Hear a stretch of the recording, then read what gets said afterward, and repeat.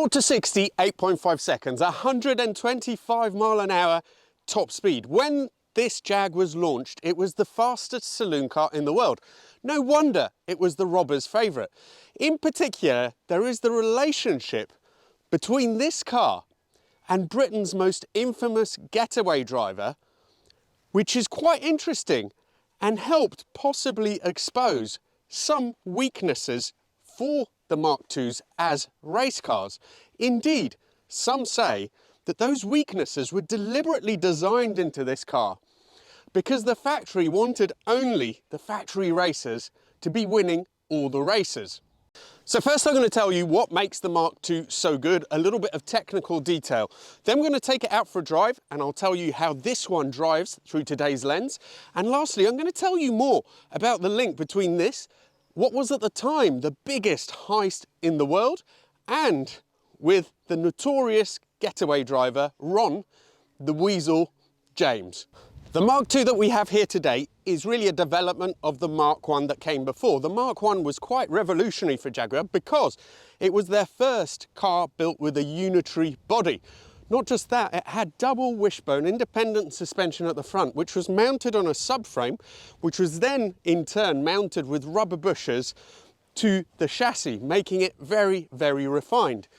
At the back, slightly less advanced, but still pretty effective. It had a live axle with a panhard rod, telescopic dampers all round, coil springs at the front, and leaf springs at the back. But it was quite an odd arrangement because it had this unitary chassis. The leaves were inverted so that they are just mounted to the very end of the unitary chassis. The Mark IIs had various refinements, but the main ways that they differed is that they had a slightly wider rear track. 3.8s as well came as standard, like this one, with a limited slip diff.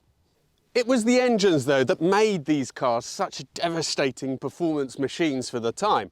There was a 2.4, wasn't really that quick, a 3.4, but then also the 3.8 as we have here. They were all straight sixes, and in this tune, in this form, this produces 220 horsepower. It has a 4-speed gearbox with overdrive, and in this car that's been changed to an all synchro box as opposed to the original that was in it. Let's take it out now and I can tell you more about how this drives through today's lens, about the links to Britain's biggest heist, and the relationship between the getaway drivers and the racers and these supposed intentional flaws that had been designed in by Jaguar. That straight six sounds fabulous. One thing though, I will say straight away, the positioning of the handbrake is absolutely ludicrous. You can hardly reach it because your hand is sandwiched between the door card and the brake itself. But okay, a fairly minor detail, I suppose we can agree. That engine though, the straight six, is so characterful. This is obviously the biggest iteration of this era, the 3.8. And it's incredibly responsive to the throttle and also very torquey low down, which helps that responsiveness because the moment you tweak the throttle, it's just brilliant. Now, it has twin SUs. SUs aren't known as the performance carbs, but actually they're quite easy to set up so that the throttle response is very good on and off throttle, on and off the throttle, unlike Weber's, which tend to be a bit more difficult to set up on that. Brake feel is great. It's like a stiff pedal. It has discs all around, which was another incredible innovation for the time. And it feels in many, many ways like a modern car. The chassis feels fairly stiff.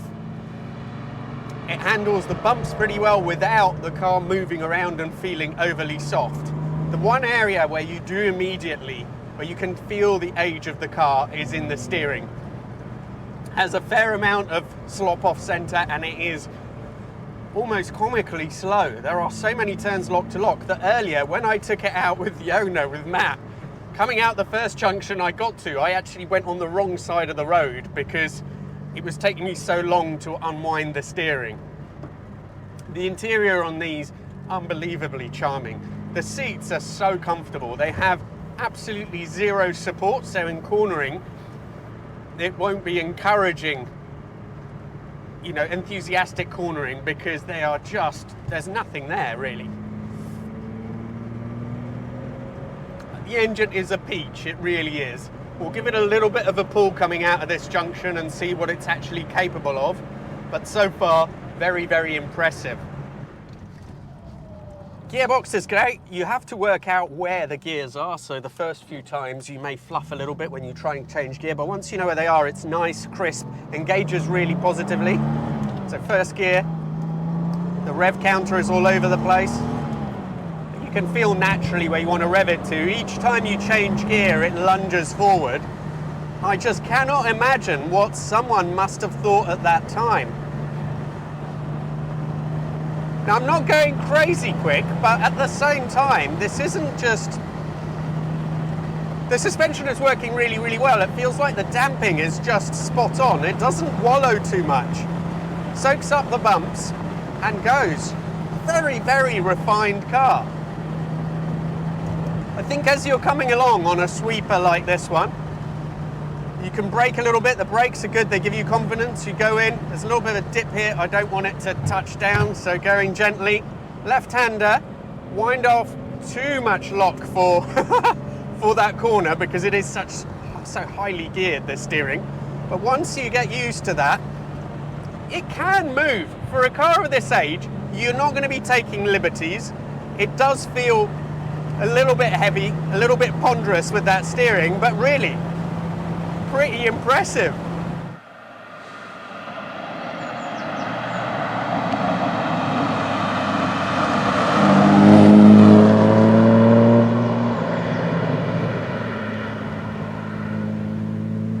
I can't work out exactly what revs I'm doing, but I think sometimes it stabilizes. It seems this is about 3,000. Between 2 and 3, the engine is just lovely. It's got a little warble about it, very refined. But let's talk a little bit about the central issue to do with the racing, the getaway drivers. So Roy James, also known as the Weasel, which he didn't like very much, was both a racer and a getaway driver for the same gang that did the Great Train Robbery in the UK. Now this was at the time, the biggest heist in the world. They got away with £2.6 million, and almost none of that was ever recovered. Some of them, most of the ringleaders were caught, but also interestingly, almost all of them managed to escape prison. I think one ended up in Brazil, one in Mexico. I don't think any had a charmed life, but ultimately they kind of got away with it. Roy James was their getaway driver. He definitely used 2 Mark IIs when he did a robbery at Heathrow. But the Mark IIs that he drove were very far from standard. Now, there was a Top Gear video on the Mark II in which Hammond talked about how this was used in the Great Train Robbery. I don't think it was. They used 2 Land Rovers and a van for that robbery. It may have been used later by Roy James. And there is an anonymous letter that was sent as a response to that Top Gear video from someone who claimed to know Roy James. I'll be putting the link to that in the video description so you can read it for yourself. And it makes for some fascinating reading. It says that Roy James preferred the 3.4 litre engine as opposed to the 3.8 like this, which I personally think is amazing, but he preferred that because it had a lighter crankcase and therefore the car handled a little bit better. So he probably used a 3.4. Hold on, let me just sort out the gears here before I pull out. So let's go, do another little pull. So first gear.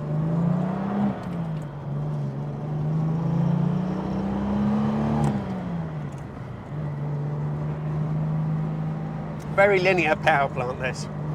Anyway, going back to Roy James and the race cars and everything else. Both the racers and getaway drivers like Roy James found that it was impossible to keep up with the factory cars. And there was a couple of reasons for it, the factory race cars, that is. They thought that, it said in this letter, that Jaguar engineered some flaws into the road cars, specifically so they couldn't keep up with the factory cars. I'm not sure what's true, but what they did think is, oh, leans a little bit when you push it a bit too far.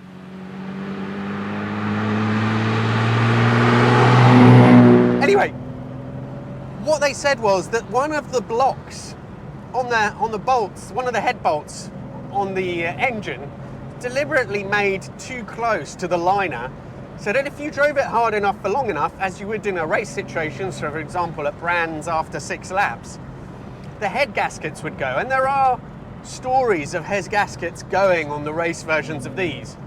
There's also, what they also thought was that Jag deliberately used inferior geometry and design at the back end of the car to make them slower.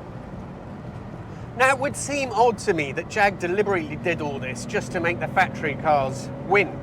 What I think is more likely is just that for the road cars, there were some defects which were sorted out in the factory cars, the factory race cars. So for example, the rear end, the rear subframe was completely cut out, and in proper race cars was cut out and rebuilt with thicker steel and repositioned for better handling.